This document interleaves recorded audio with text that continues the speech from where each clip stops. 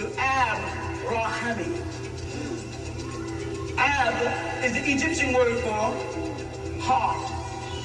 Ra was the Egyptian word for the lustrous light of nourishment and creation, the sun. You follow? And Hemi, he identified with the invading Hittites or the Canaanites who had invaded from an area called Shinar, moving out of Babylon and then coming over there, and they called those people the devil in Egypt, or Chaldeans. They brought in a Sethian doctrine. The Sethian doctrine that they brought into Egypt was the belief in good and evil, that Osiris was good and Set was evil. And that wasn't Egyptian doctrine. They couldn't, by their nature, believe that both Osiris and Set was born by the same mother and father, and one be a devil and one be an angel. Genetically incorrect. And if anybody was into genetics, alchemy, it was the Egyptians. But they brought their rivalry of their so-called Babylonian doctrine over into Egypt. So there was a Abraham who came over there as Abraham and got initiated in the Egyptian order and took with him an Egyptian wife called Hathor, which is Hathor, which later became known as Hagar, the stone, which became the black stone of the Kaaba in Islam.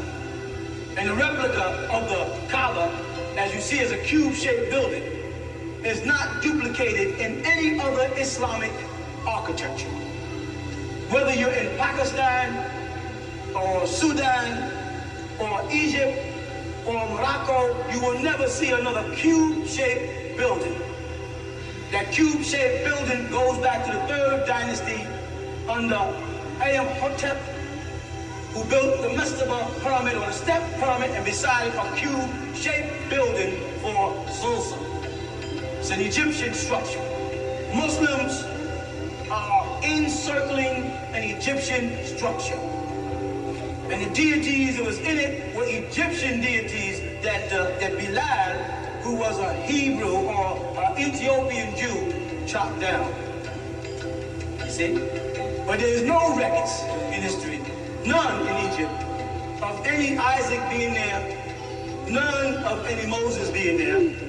No woman named Bethia went down to the Nile and found a little Jewish kid and pulled him out the Nile and raised her as her own son along with Ramesses.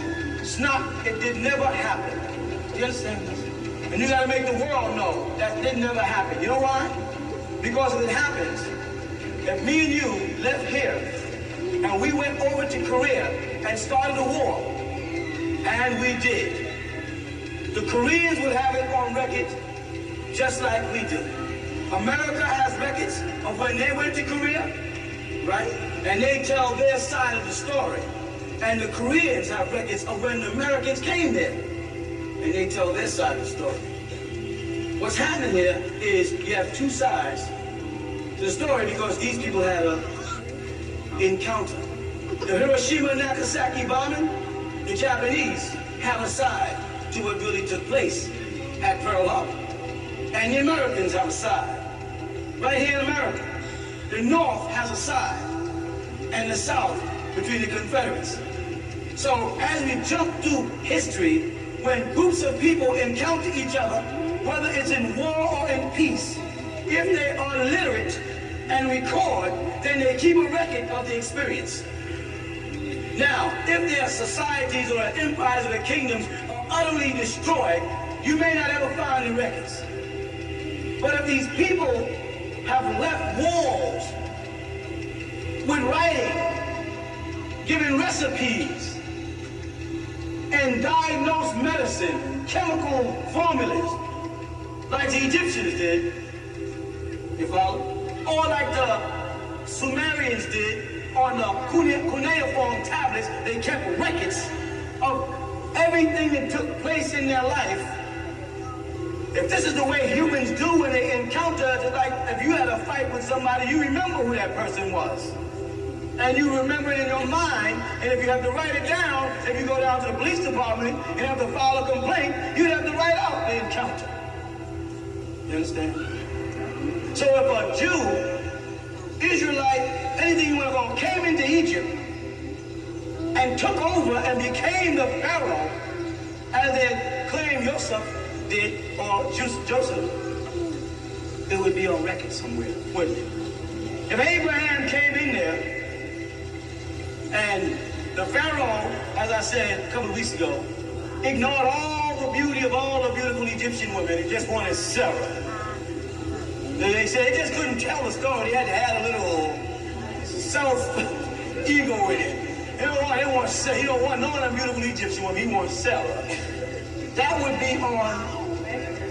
And it's up to you to demand when the Reverend starts to talk about any of the men of the Bible going into Egypt to say, could you please, Reverend, show me where I can find some Egyptian tablet that verifies that there was a Joseph or a Moses or an Abraham or an Isaac that came into Egypt and had such an impact as to work their way from prison, from being a soothsayer.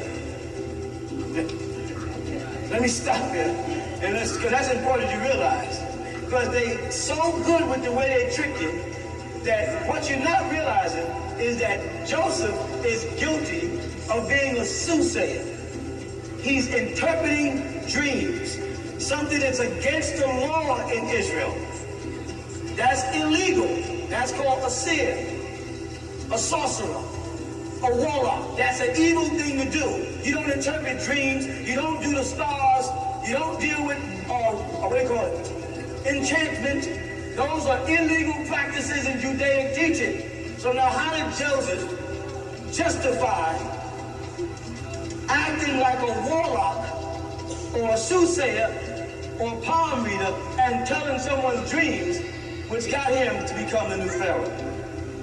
And all the Christians and the Jews and the Muslims, while they're reading that story, they ignore that major point, that he was violating the law, and he became a Pharaoh. How can you be an Israelite and deny your nature, your culture, and your religion, and become an Egyptian who worships dogs, hippopotamus, crocodiles, birds, and the likes, without being guilty of being apostate, without being guilty of deserting your belief or religion for another?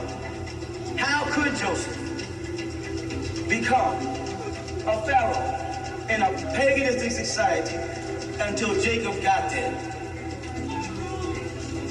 I ain't finished. How does he justify a lie to do right? He lied to his brothers, and he tricked his brothers. And he had somebody stash something inside their camel bags, and then accused them of stealing it, and aggravated his father all the way from Jerusalem to Egypt, thousands of miles back then. They make it sound like he got on a Concorde and flew over there. Jacob was going after his son because they thought his son was dead. You understand? Thousands of miles, this old man was being tormented by that fear. They want to know why he died in Egypt. But Joseph justified lying to his brothers to play a trick. And then at the end of it says, don't you see? I am your brother Joseph. And that made his lie all right. See, while they're telling us these stories, they are subliminally poisoning us. They're making us able to accept wrong teaching, lies, so that when we start to question, we already have a guilt complex. When I start saying, well, I don't believe that story, can you produce the evidence? I can produce the evidence of a Ramesses, of a Seti, of a Hotep. I can just produce abundance of information about the great Egyptians. I can also do the same about the great Sumerians. Two Negroid races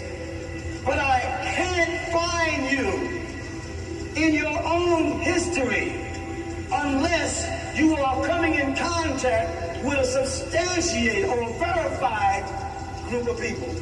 I can't find you anywhere unless you are being snatched by the Nebuchadnezzar and taken into Babylon. Why? Because the Babylonians have a history. That's Shinar. I can't find you unless you're in Egypt. Why?